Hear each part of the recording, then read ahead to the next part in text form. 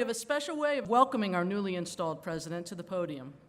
Krishna and Rani Nair, the son and daughter of President and Mrs. Payal Nair, will share a creative way to introduce their father on his inauguration.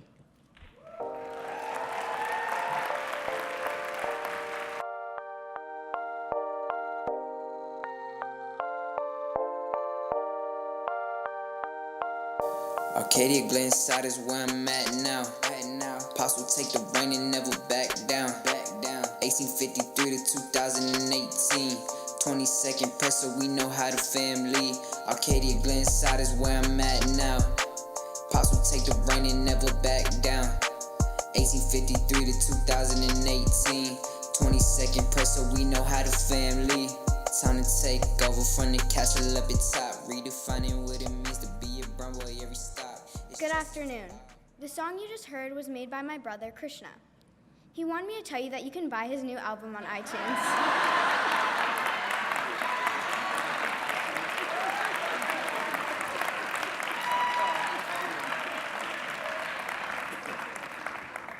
But I'll give it to you for free. Sorry, Krishna.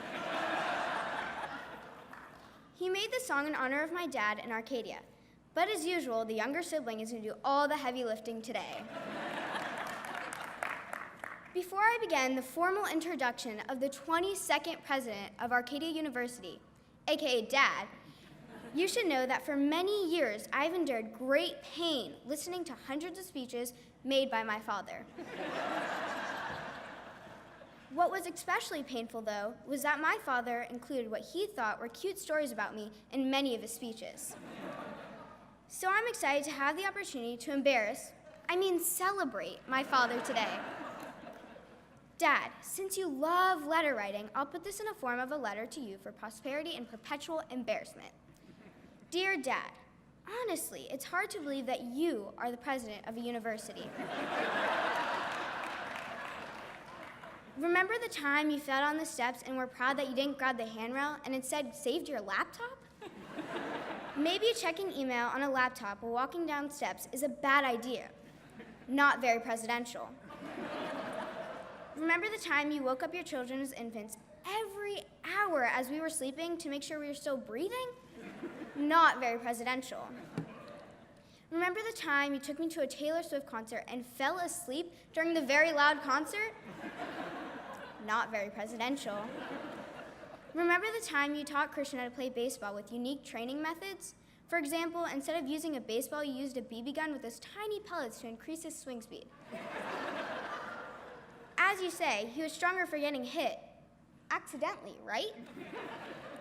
But seriously, there are a million other moments that I could share that paint you in a spectacular light. But I just don't have time to share that. As you know, after watching every episode of Grey's Anatomy and reruns of ER, I was inspired to be a surgeon. Or a professional dancer. You know, I'm keeping my options open. But since your appointment as president, I know little brown kids across the world are inspired by you to be a university president, including me.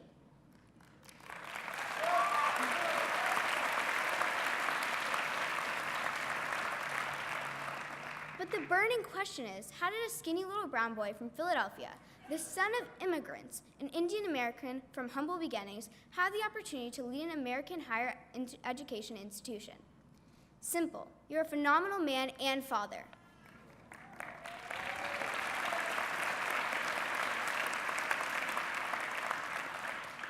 As you know, your name, Ajay, means one who always succeeds, so it shouldn't come as a huge surprise that you are in this position. Friends and family, if you talk to my dad about his aspirations as a young person, he will tell you that he was convinced that he could grow up to be a superhero, like Superman, Green Lantern, or Spider-Man.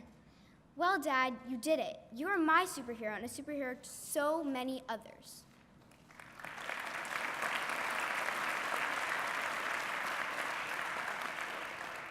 You may not wear a cape or have a magic ring. Instead, you wear a weird robe and a funny hat and lots of bling. I'll end by saying if you can do as well as you've done as a father, then Arcadia is in good hands with its 22nd president. Now please help me welcome the 22nd president of Arcadia University and my pops, Dr. Ajay Nair.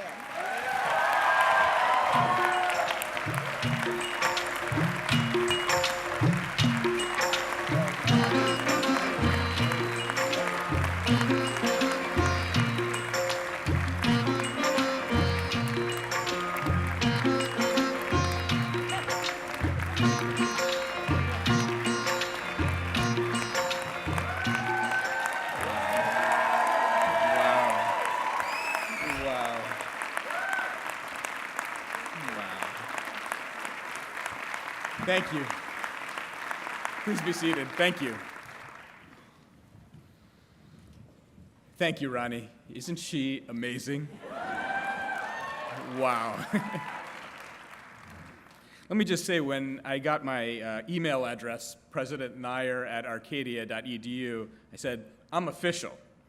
And then I got these business cards, and I said, now I'm really official. So let me just for a moment soak all this in and ask you, am I official? It feels good. It feels good. Distinguished community servants, childhood best friends, loving family and friends, newly discovered cousins, patient and encouraging golf buddies, supportive board members, wise mentors, loyal alumni, courageous students, exceptional staff, brilliant faculty. I am honored and humbled by your presence today. What an honor it is to stand before you today on this beautiful campus. In 2018, we celebrate 120 years of our national historic landmark, the Gray Towers Castle across the green.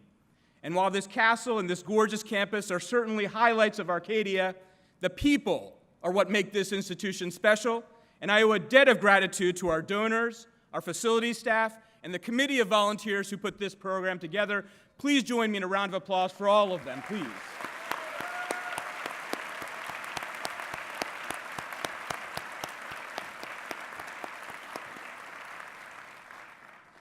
In case you were wondering about that song that was played as I came to the podium, that was my wedding song.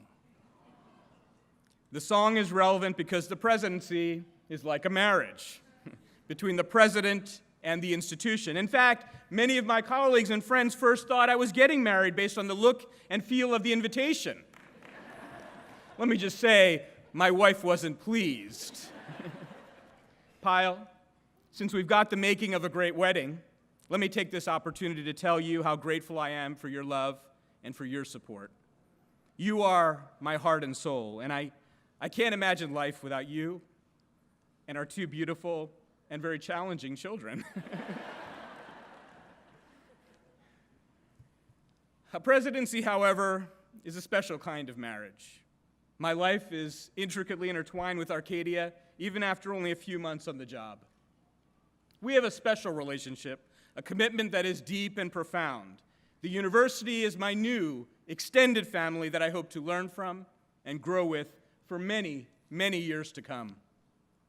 I am grateful for the privilege of serving as the 22nd president of Arcadia University.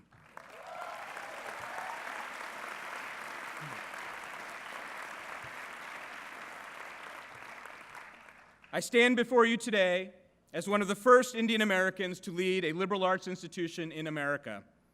Much has been made of me being the first, a trailblazer, some say. I will do my best to live up to those great expectations, but the excitement has the potential to obscure the real issues at hand, issues that are part of my talk today. The reality is that the reaction to my presidency typically comes in the form of a binary that is prominent in society today, to celebrate or criticize. But what if there was a better option? What if our goal was to seek the truth? In our current world, the binary discussion of my appointment would look something like this: the criticism. A person's heritage shouldn't matter. One's merit is all that matters. The appointment of the first of any identity simply doesn't matter. Meritocracy is all that matters. On the other end of the argument is a celebration of my presidency because of my identity. This too can be a dangerous proposition if the celebratory aspect ignores the many things that underrepresented people bring to the table. If we could move beyond that binary, seeking the truth would reveal that less than a fifth of college presidents today are members of racial or ethnic minority groups. The number is even lower for Asian Americans. The search for truth would educate us about the history of Asians in America, that since the 1800s we have been contributing deeply to the growth and development of this nation, including higher education. But anti-immigrant laws, xenophobia, reminiscent of what we are seeing today, and other discriminatory acts prevented substantial immigration until the 1960s. The search for truth would broaden our knowledge and open dialogue. Friends, the truth shall set us free.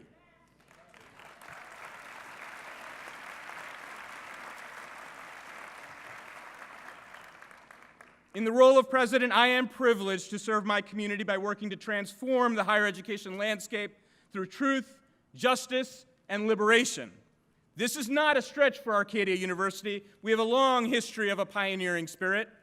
Beginning in 1853, educating women in such liberal arts as ancient history, rhetoric, and logic, at a time when very few institutions were supporting young women and education.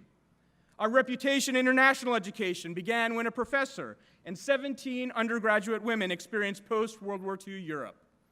And the theoretical foundation of writing across the curriculum in higher education started right here on this campus.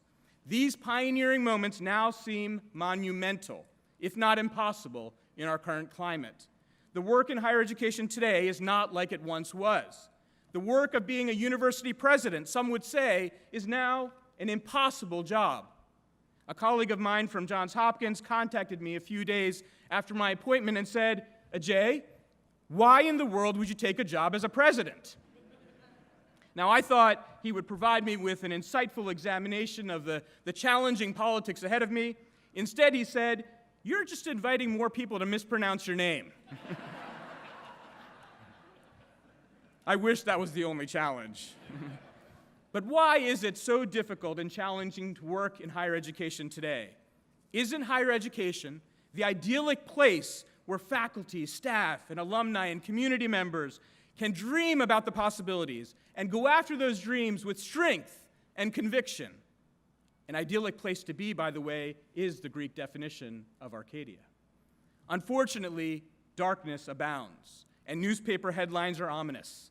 Higher education costs too much and doesn't do its job. The crisis of race in higher education. Public loses faith in higher education. The end of the academy, free speech, and the silencing of dissent. Coddled kids crumble. Today's students are snowflakes. These headlines suggest a crisis in higher education, a decline in the public's faith in us, an existential crisis. And while there is certainly room for improvement in higher education, let me be clear. Higher education is under siege, much like marginalized communities are under siege today, and this is no coincidence. Our greatest threat and the threat to our democracy comes from the current war on humanity, a war that reifies the institutionalized mechanisms that cause our social, economic, ecological, and political challenges. What is missing from these headlines is an understanding of the forms of capital that our marginalized students must access and negotiate to succeed. An understanding of the activism as an important expression of freedom and speech. An understanding of the complexities of the social experiment we call our campus community.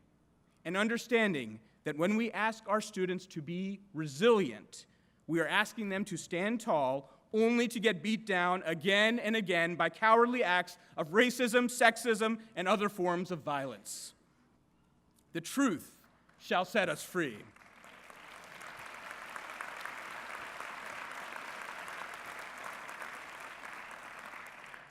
Now is the time for us to fulfill our promise by living up to the core values that we espouse. Only our moral fervor and our values are adequate weapons against the war on humanity. But can higher education serve as a social institution of mass democracy, as an engine of mobility for people and communities? Only if we live up to our values. These days, the values that we espouse that are justice-oriented make for good words on coffee mugs and water bottles. But core values are different. Core values serve as our moral compass, values that distinguish us and hold us accountable for our actions. The core values that help us practice community are open expression, courage, humility, generosity, and intellectual curiosity. These are the values that will help us rise above the war on humanity and help restore the public's faith in us as agents of change. A place where societal problems are addressed. But educational institutions must be willing to endure the pain of living up to their core values. These commitments will undoubtedly come under attack because the war on humanity loves a scapegoat, anyone that seeks the truth. Because the war on humanity perverts the truth and plays to people's emotions. Because the war on humanity is, as Orwell said, the human boot stomping on the human face forever. Because the war on humanity will crush you if you're not morally and ethically grounded. I am not asking for us to fight in this war, to succumb to the binary that obscures the truth. And we need the truth because the truth shall set us free. One of Arcadia's most notable alumni is Anna Devere Smith, who unfortunately could not be here this evening because she is in production for a television show. In her HBO production, Notes from the Field, she speaks the truth. She tells the story of a teen who was brutally arrested in her South Carolina classroom, of the deli worker who videotaped the beating of Baltimore's Freddie Gray, the woman who climbed the flagpole to remove the Confederate flag in South Carolina. Smith does her part to dismantle the falsehoods spread by the war on humanity. But we cannot and should not fight in this war in the traditional sense. The binary choice of truth must be rejected, as Smith does through her art and through her values. Through her drama, she allows the audience to search for their truth. The truth shall set us free. To serve as a moral compass for our nation, the university must tackle the most pressing issues facing society. Just recently, Arcadia received a Department of Justice grant from the Office of Violence Against Women. This grant will help us discover new ways of reducing sexual violence and creating a more just campus community. We have also made substantial progress in providing access to higher education. More than a third of our new incoming undergraduate students are low-income students. 1/3 are first-generation college students. But this is just the beginning. To be successful, we must challenge American higher education exceptionalism. We are not exempt from the socio-political, economic, and cultural dilemmas of the world, yet too often we turn a blind eye. And we are not exempt from our own histories. We must write the next chapter of our history and be truthful about the language of access, diversity, and inclusion. As we know, in American higher education, our students have challenged our hackneyed and self-congratulatory narrative. I'm not proposing that we become the University of the Left or social justice U, but I am proposing that we be ideologically grounded, that we are positioned to do the right thing. The notion of an ideologically grounded institution can, of course, be problematic if it limits diversity of thought. So it is imperative that an institution's ideological grounding is not a political position in the traditional sense, but a way for the institution to understand the politics of the world around us, an institutional vision for truth in motion, guided by our community's shared passions, values, and commitments, an acknowledgement that there is no such thing as purity in ideas. Ideology then becomes a work of art, fluid, in motion, arrested only in urgency. Our critique of the war on humanity should focus on systems, structures, and perceptions rather than an ambiguous enemy. There is no single enemy. If we create an us versus them paradigm, we will fall into the trap of ignoring the complexities of the challenges we face to become a more just society. To be sure, the university must be vigilant in its protection of the scholarly community's ability and freedom to pursue new viewpoints, to pursue the truth. My proposition is that justice should be a goal and priority for higher education, imbued with the values that reimagine our roots of exclusion to a future state, where the paradox of preaching inclusivity and diversity while increasing our exclusivity is addressed through a new paradigm of higher education. In our current paradigm, the university cannot be the primary site for effecting positive social change, especially since many of our values push us to educate only a small segment of our community. So it is my belief that our justice work must focus on all of education, not just higher education. We cannot call ourselves anchors, community anchors, if our ships have set sail with no one from the community on board. As Stephen Metcalf suggests, we must also change our view of society as a kind of universal market, as profit and loss calculators, to community as polis, the bearers of grace, a family, people with inalienable rights and duties. Then perhaps the war on humanity that plagues the United States will become a search for humanity, a search for truth. The truth shall set us free. And when society, understood in different terms, confronts itself on our campuses, we are then seeking justice. If diversity and inclusion at its best asks who's at the table and ensures everyone's voice is heard, justice will ask for the truth and will push for structural, permanent change by redefining the center, by reimagining the boundaries of our relationships bound by power, hierarchy, and control. The truth shall set us free.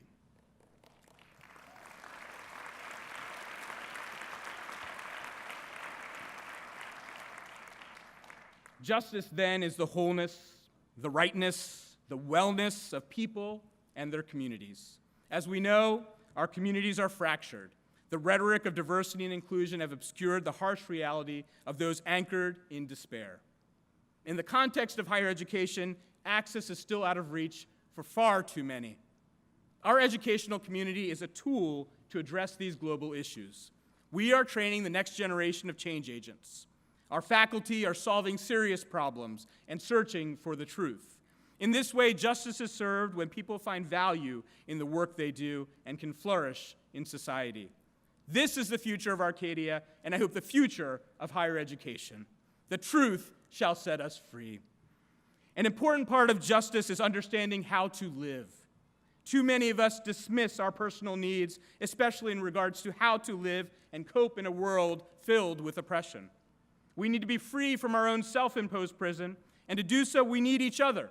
We need our community, and we need our flourishing selves, which is what this inauguration is all about. It is about all of us, our liberation, our legacy, and the good we will do for each other, ourselves, and the world. And Arcadia education will prepare its students to do good and to live well. I end today by sharing with you a profound message I received from my cousin in India this past summer.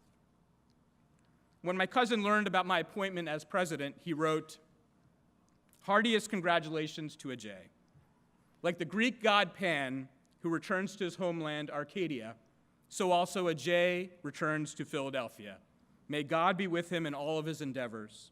My mother was literally weeping, saying that Ajay's mother up above will be very proud as her sacrifices have borne fruit.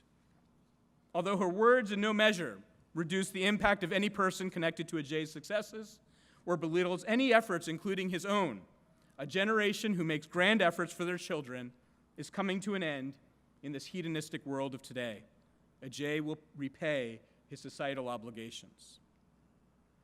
My societal obligation, our societal obligation, is to rebuild our community and ourselves to restore humanity. This is a watershed moment for higher education in the world.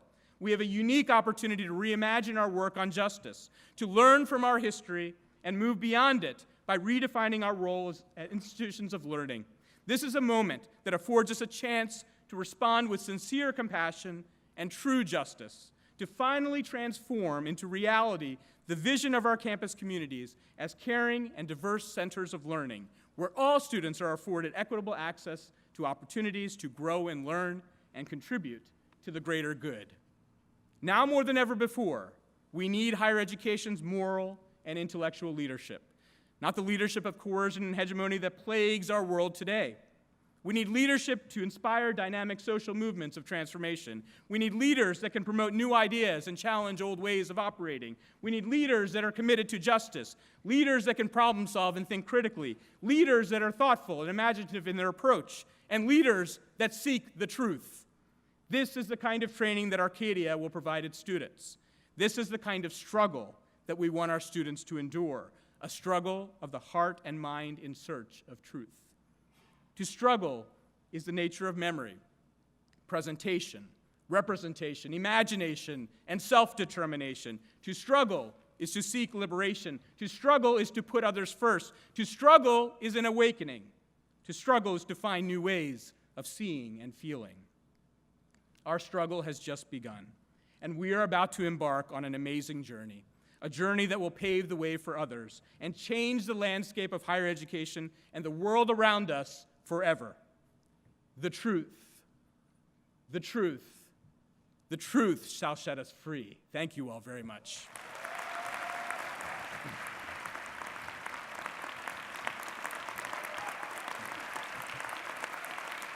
Thank you all very much.